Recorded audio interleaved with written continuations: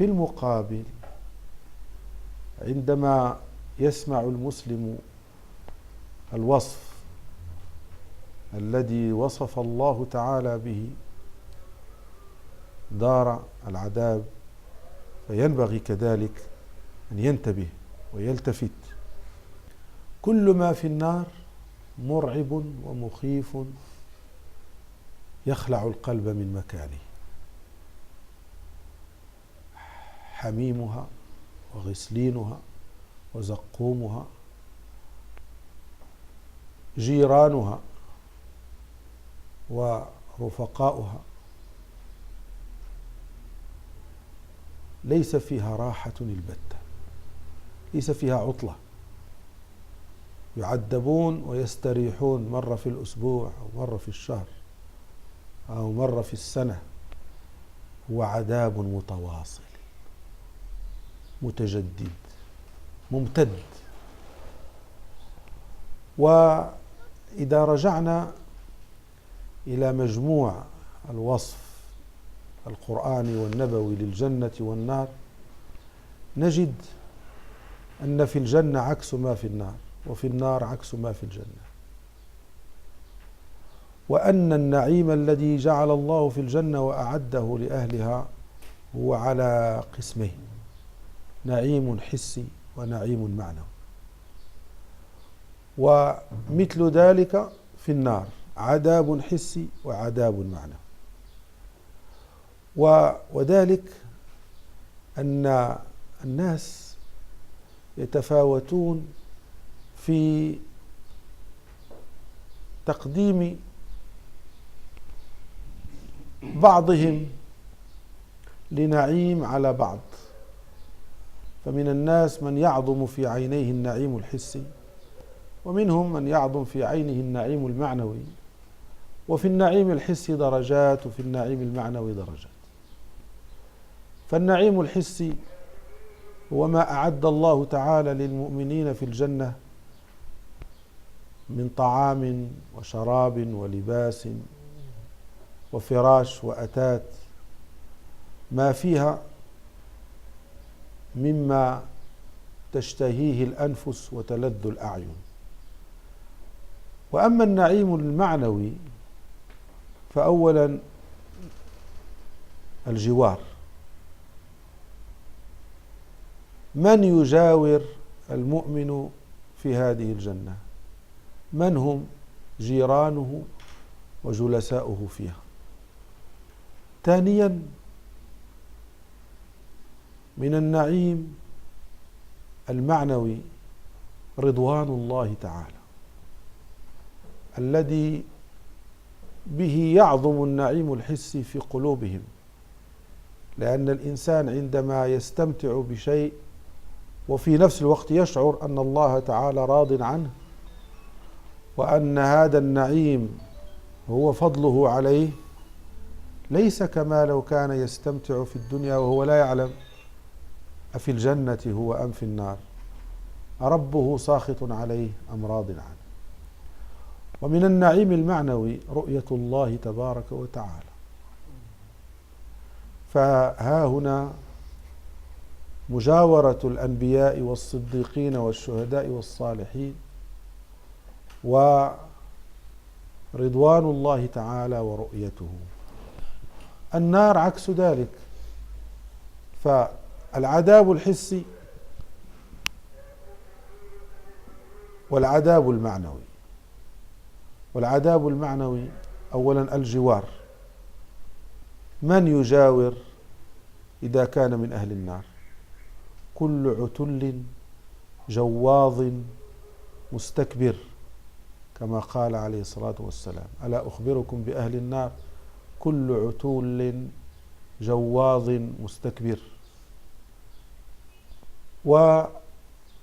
وسخط الله تعالى، يعذب ومع التعذيب التوبيخ ويرحمك الله والتحقير والتأنيب والتبكيت. يعذب ومع التعذيب اليأس والقنوط. يعذب ومع التعذيب الإهانة والتحقير، يعذب ومع التعذيب معرفة بما عليه الآخرون في الجنة. وإن الإنسان لا يتألم عندما يعلم أن أناسا كانوا معه في الدنيا ولكن مقامهم غير مقامه في الآخرة. قالوا ألم نكن معكم؟ قالوا بلى ولكنكم فتنتم أنفسكم وتربصتم وارتبتم وغرتكم الأماني حتى جاء أمر الله وغركم بالله الغرور. فأيها الإخوة الكرام، طبع الإنسان أنه يقدم العاجلة على الآجلة ويشغل بما هو حاضر عما هو آت. فكيف يقلب الأمر فيشغله ما هو آت عما هو حاضر؟ إنما يكون هذا بالترغيب والترهيب. فلا يزال يتحدث عن الجنة والنار ويسمع عنهما ويذكر نفسه بهما حتى يصير هذا المستقبل هو الحاضر. وهذا الذي كان عليه أصحاب رسول الله صلى الله عليه وسلم، وهو الذي ترجمه أحدهم عندما قال يا رسول الله نافق حنظلة. قال وما ذاك؟